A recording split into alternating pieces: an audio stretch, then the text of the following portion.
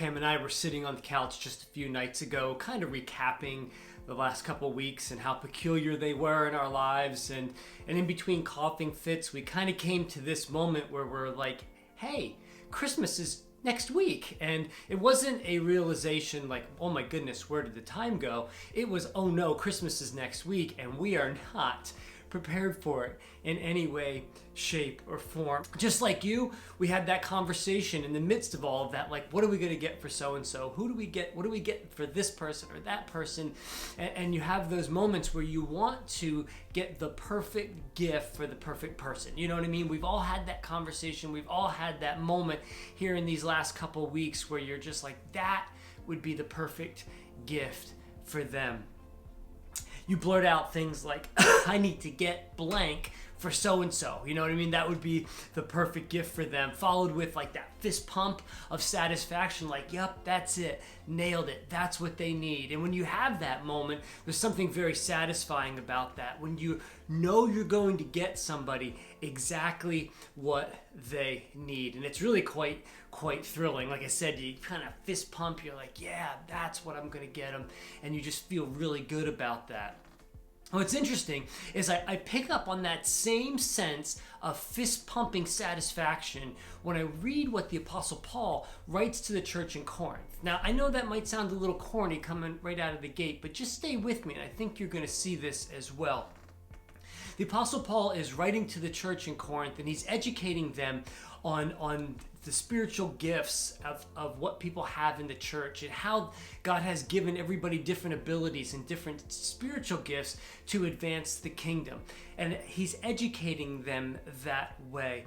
And it's really supposed to be that way. There's things that I can do that you can't do. There's things you can do that I can't do. And it's all supposed to work together in great harmony. And that's exactly essentially what the church is. And Paul teaches that in 1 Corinthians chapter 12. And at the end of chapter 12, this is the fist pump moment for him where he's like, yes, this is it. At the end of chapter 12, he says, and yet I will show you the most excellent way. I will show you the most excellent way. In other words, he said, I found it. I found what's best. I've discovered what is perfect for everyone.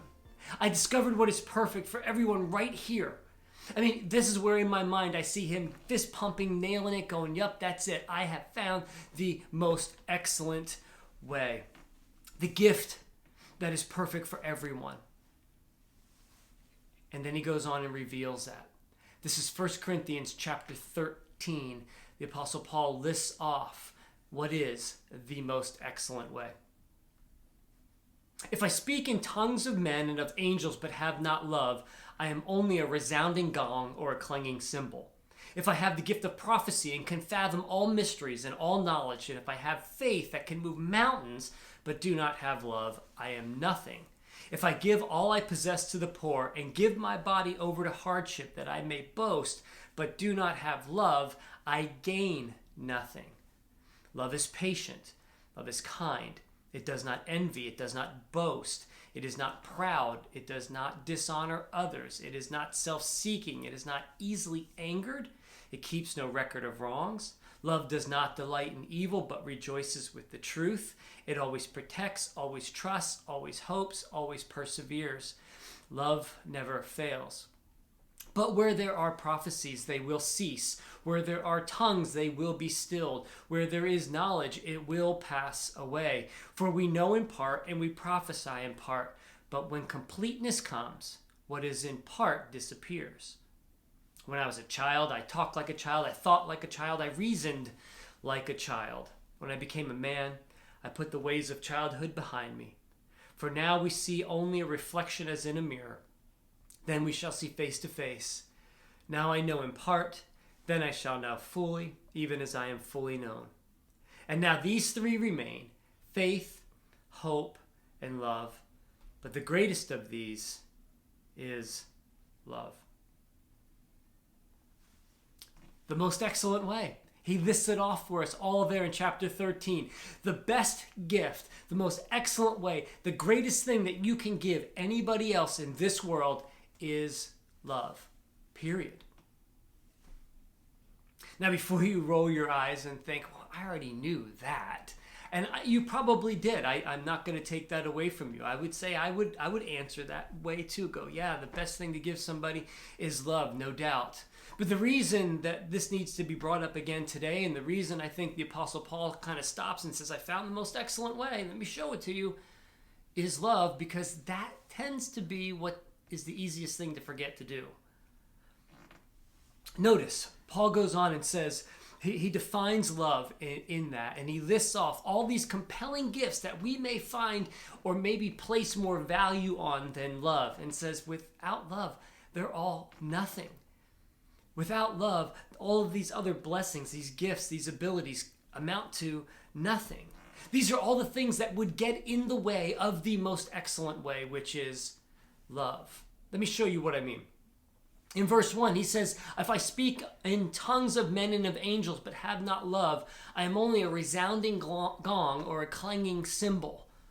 Paul said, look, I can do amazing things. I can utter amazing words of the heavens, speaking in other languages, but if it's done without love, it's actually just annoying. You might go, wait a minute, he didn't say that. Well, listen, I'm going to tell you, a resounding gong or a clanging cymbal, that's just annoying, and it's a very harsh sound. And I'll tell you this, I can tell you from experience, Pam and I raised a drummer, we know a resounding gong or a clanging cymbal is pretty annoying. I know of what I speak.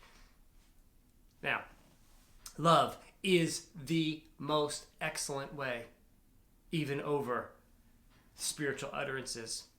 And Paul continues in verse 2, and he says, if I have the gift of prophecy and can fathom all mysteries and all knowledge and have the faith that can move mountains but have not love, I am nothing. As he lists off these other attributes that we tend to give credit to, prophecy, understanding future events, the wisdom to see the handwriting on the wall, he says, that's valuable, that's good, but without love, it's nothing. He includes other attributes that we place high value on. Understanding mysteries and knowledge, we often put a high value on that, of people that have a lot of knowledge, whether it's biblical knowledge or just insight, or maybe well-educated. And he says, look, all of those things are great, but without love, they amount to nothing. And the more I thought about that, the more I realized it's true.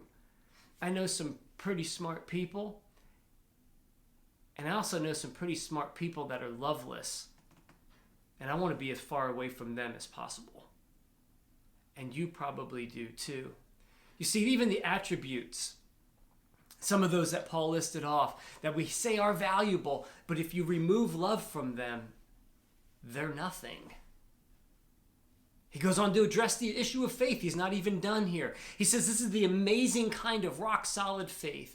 And he makes that clear by saying it's mountain-moving faith. I mean, that's kind of big thing there. That's something we also place a high value on. Paul says without love, it's nothing. Just reading through Hebrews chapter 11, the heroes of faith, where we say these are all people that did amazing things of faith, and they are. And the reason that they make the heroes of faith in Hebrews chapter 11 is because they've married love to their faith. Those are people that are venerated throughout history, not just because of their faith, but because it's driven by love. And this is exactly Paul's point. Because faith with the absence of love is nothing. And finally, he wraps up the clarifications on what we can think is best. And in verse 3, he says, look, if I give all I possess to the poor and give over my body to hardship that I may boast, but have not love, I gain nothing. So I'm either annoying, I have nothing, or I gain nothing if I don't add love to who I am. I mean, look, you can give away all you own. You can see those that are that give tremendously and are incredibly generous and think, yep, that's best. But without love, Paul says, you gain nothing. You can even suffer for your faith. And what that looks like on the outside, people are like, wow, that's amazing. That person is giving their body, their life, they're sacrificing, they're paying a price for their faith. But without love, it's nothing. Nothing is gained. And the more I thought about that, I really realized that Paul could have just listed off attribute after attribute that we say is important and that we venerate. He could do it all day long. He could list attributes apart from love that mean nothing, that are even unhealthy or maybe even dangerous. Look, he could have picked marriages and said marriages without love are at best agreements. At worst, they become controlling and manipulating relationships. Or physical expression without love devolves into lust. I mean, you can go out of your way to help another without love, but then it's about you, and you gain nothing. So look, why does love matter so much? Why is it the only thing that matters? Well, listen to how the Apostle Paul closes out chapter 13. Chapter 13, verse 13, he wraps it up with this. He starts with, let me show you the most excellent way. And then he reminds us at the end of verse 13. And now these three remain: faith, hope, and love. But the greatest of these is love.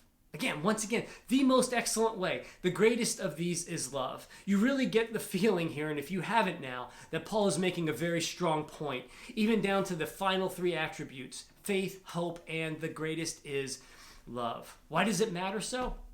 Well, because faith and hope you can keep to yourself. But love, if you keep to yourself, ceases to be love.